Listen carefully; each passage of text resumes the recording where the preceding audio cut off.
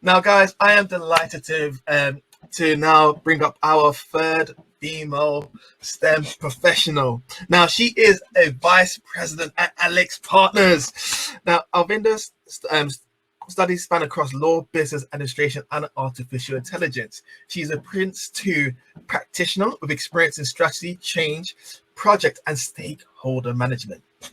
She consults in e-discovery matters and sits in the legal technology team at AlixPartners, a global consultancy firm.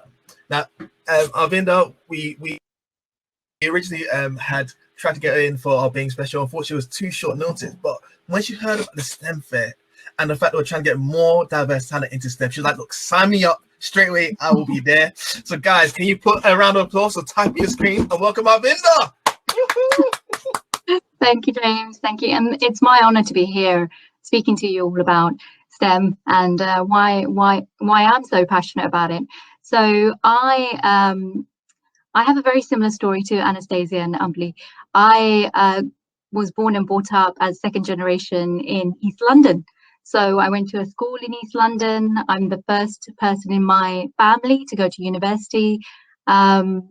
With my grandfather being very strict, a strict Asian man who didn't want us to do anything but become a doctor or a lawyer in life. And that's it. And I broke the mold. I did. And when I started university, in saying that, when I started university, I did law as a degree. And I also studied law in my postgraduate as a postgraduate qualification, thinking that I was going to be going into becoming a lawyer. But actually, during the period of school, college, and university, I was doing considerable amount of voluntary work at the Citizens Advice Bureau, which when I finished university, I started looking for jobs, and I found it was a lot easier for me to be receiving job offers in not-for-profit organizations than it was in law firms. So I took that route and I fell in love with it for a very, very long time. I worked in small charities, one called Graduate Forum. That was my first ever job, helping refugees and migrants into employment. Then I went to work for another organization helping long-term unemployed people into employment. Then I worked for nearly 4 years at Age UK on a number of different projects, including suicide prevention amongst older people. After that, I went to Marie Curie Cancer Care. I worked with them to help them with their in tribute fundraising. So I did quite a varied amount of worked on varied projects across a number of different organizations, charitable organizations. What happened after that is I got some advice on how I could progress my career in any sector. How can I move up? How can I grow? Because what I found over those 8 years that I was working in the charity sector is that I wasn't moving beyond a certain point. And I spoke to a number of recruiters, and they told me that in order to move up, you need to get varied experience from various different sectors. So I was approached by recruiters saying that they were looking for someone with considerable amount of project management experience to work in a technology company. So I went for the interview, got the job, and I stayed in that organization for 4 years. I fell in love with technology, and I did not have any qualifications in technology at all. I don't even remember studying it at school. It was the first time I discovered the world of technology, discovered what it was all about. That it wasn't, I didn't have to sit there and code. Or I just had to learn the basics of various different functions that were required to manage a project within those, within the field of technology that I was in. And and during that period, during those 4 years, I also had 2 kids as well. So it was a bit of a balance, trying to, working in an area that required a lot of time, very demanding clients, and looking after 2 kids. And that led me to AlixPartners. I was working with one of my colleagues in the company I was working in, moved to a consultancy called AlixPartners. And I spoke to him about what it was like at working at AlixPartners, working in consultancy and working with data and e-discovery in AlixPartners. And he gave me very candid, advice and information, almost mentored me into taking on, a consultancy as a next step for my career. And so I did the interview, I got through, and I've been at AlixPartners for over 4 years now. I'm actually in a place at the moment where I'm taking on a secondment to our diversity and inclusion team.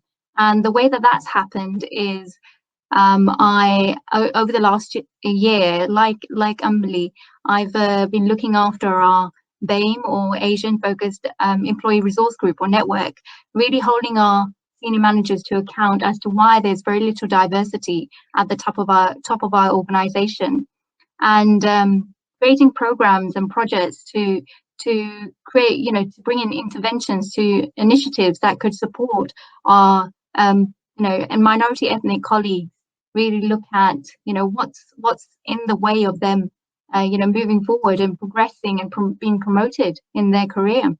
And so as a result of doing all of that work, I've been asked to join the diversity and inclusion team on a secondment to do more.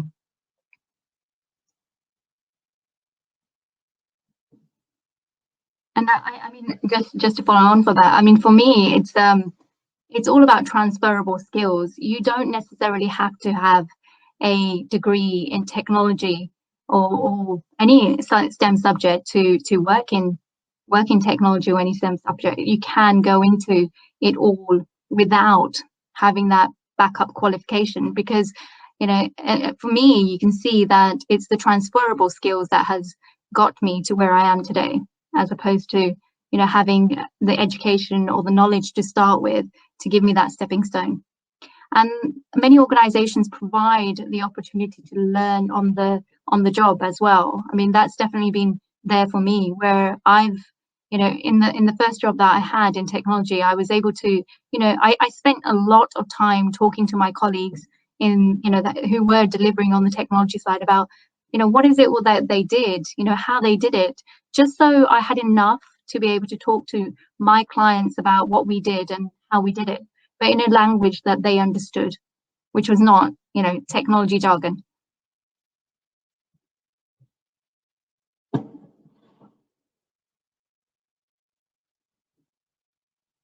James? Fantastic. Sorry, I wasn't sure if you'd finished or if you're carrying on.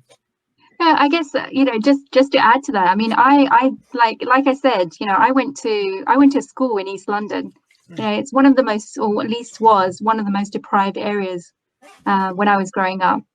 And despite that, I've been able to do something that I don't think many people thought was possible in my life, and I do believe that that's available for everyone.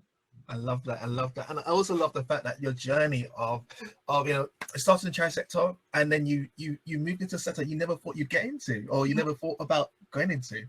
And you're helping demystify this myth that you need technology skills to even get into the sector. I love that. You need to be able to translate the language, especially when you work in consultancy and project management. I don't have any coding skills. I can't sit in front of a computer and code for anything. But what I can do, and what I do understand, is how to translate the language of the technology, my technology focused consultants, to a language that the clients would understand. And we, for me, it's about using that to be able to provide solutions to the client that works for them. I love that. Thank you so much. Thank you so much, Harvinder.